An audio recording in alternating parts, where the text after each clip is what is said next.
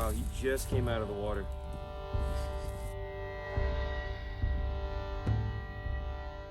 So today's a cold day out here in South Florida, so we're out looking for the invasive Burmese pythons. And when it's cold like this, they have to come out and bask in the sun to try to heat up. So what we're doing is cruising down this levee and then looking over here on the edge where the sun is shining up against the bush. And that's where we're hoping to see some of these pythons sitting out basking in the sun. Now, we've already seen a couple racers, that's a native snake, and then like tons of alligators. Like, I wouldn't be surprised if we see like 200 alligators today alone. It's crazy how many of them are out here. So on that note, here's basically a drive-by gator montage. As I'm looking for the pythons, I see so many of these gators sitting up on the bank basking in the sun. Even though alligators are the most cold-tolerant crocodilian, and this cold in South Florida is no big deal for them compared to what they experience in the northern part of their range, because they do range all the way up to North Carolina and out west of Texas where it actually freezes. It doesn't mean they like the cold, and they do have to get out and bask if they want to feel more comfortable. Now between all the basking gators, I spot a python.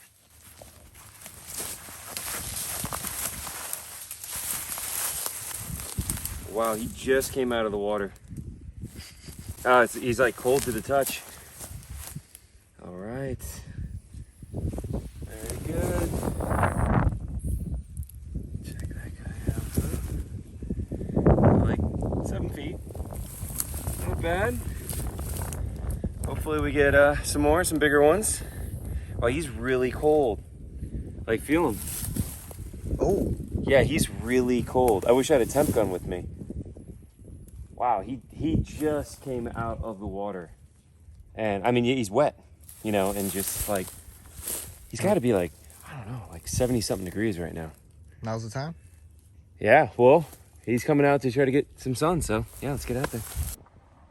Now the next animal is not another python, but an incredible survivor of an alligator with a horrific injury. Now, I'm going to be whispering though so I don't scare it off, so try to listen. So here's this gator. It's missing basically its entire top jaw, right up where the eyes are. That one eye is blind, but you can see out the other one. So that's almost certainly from a fight with another alligator. The other gator grabbed the top jaw, ripped it clean off. What's incredible is this gator looks relatively healthy.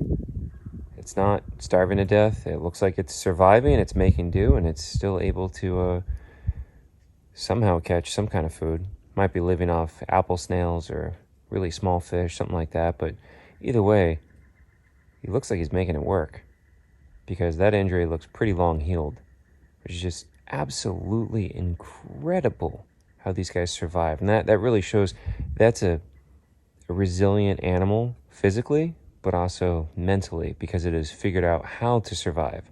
Because I've seen gators with injuries far less severe and they die from it.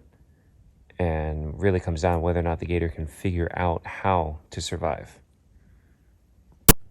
Now I leave him alone for a bit, and then I circle back around, and he's in a different position, and I'm able to get a better look at that jaw from this side. Just look at that injury, but also look at the body condition. That gator is actually pretty healthy. It is incredibly surviving out here. Like I said before, it's probably eating snails or small fish, but take a look at that. Just what an insane injury. That eye is completely blind on one side, and yet it is still surviving. It's still out here hunting and making its life in the Everglades.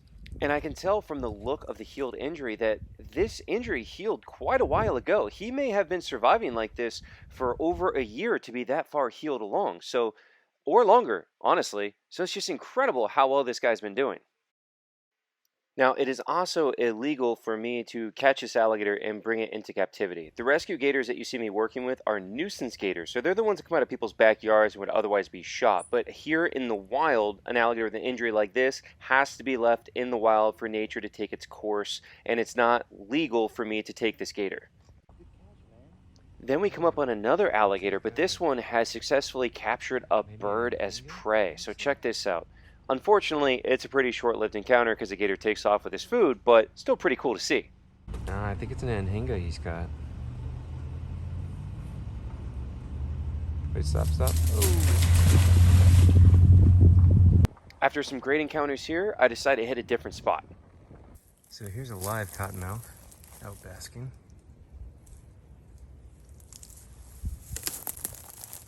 Oh. Opening up that mouth, showing the namesake, the cotton mouth right there. There's a threat display.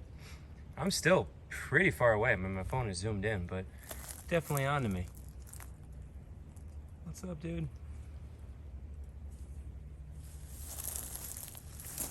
Oh yeah, look at those fangs. So this spot has a lot of cottonmouths. Apparently a lot of cottonmouths getting eaten by birds though. This is the second live one I've seen, but I've found, what am I at, like 4 or 5 dead ones that have been killed by birds.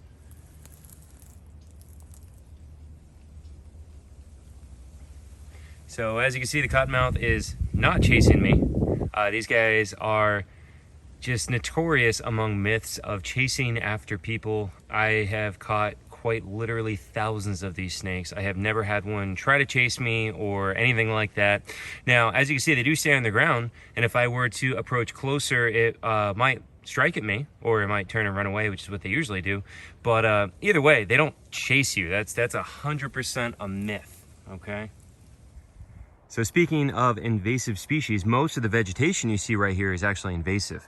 Like this stuff right in front of me, this is Brazilian pepper, and this is a really bad invasive species all throughout Florida. And this is a baby one right here. You can see the tree line in the back over there with the red berries, that's all Brazilian pepper. And this stuff creates a monoculture where it's the only thing growing and it just grows over everything. So that stuff, really bad. The taller trees back here are Australian pine, and which are actually not a pine at all, but they're called Australian pine, and they're from Australia. And these guys are really bad invasives as well. They're all over the place, especially here in Florida. And then this grass growing right here, this is also invasive Burma reed. So that's something over there. I think there's a bird. But yeah, so that's an invasive grass as well. Just walk over here and make sure that was a bird.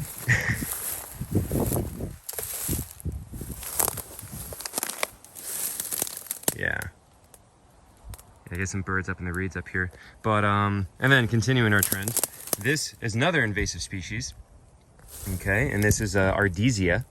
And so this again is a young one too, and this grows up and gets super thick as well. We even have a native Ardesia, but that one outcompetes it. But you can just see how in this disturbed habitat, just about every plant you find over here is invasive. And then, of course, I'm looking for invasive pythons as well. So invasive species are just prolific here in South Florida, and they cause a huge problem. Invasive species are actually the second leading cause of species extinction worldwide after deforestation. So it is a major problem out here. Check this out. You guys see him? Sitting right there. I know it's hard. Give everybody a second. See if you can see that snake. I made it easy for you. It's right in the center of the frame. So I'm making it easy on you. Right there. See the rattle? Rattle right here. And then the snake's head. It's right over there tucked in. So I barely spotted this snake. I could just barely see a little bit of that tail pattern as I was coming by here. So very hard to spot for sure. Let's see if we can see the head in there. Now the snake is coiled up. It's lightly raining right now, but the snake is still getting a little bit of sunshine from where it is.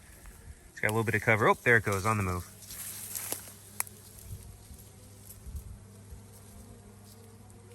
Ah, man, I was hoping to be able to get closer and not spook the snake. But he just went right up in there. Man, the camouflage on these guys is incredible. There it is, see? Right there, moving through the ferns. So that's the tip of the tail right there, moving right now.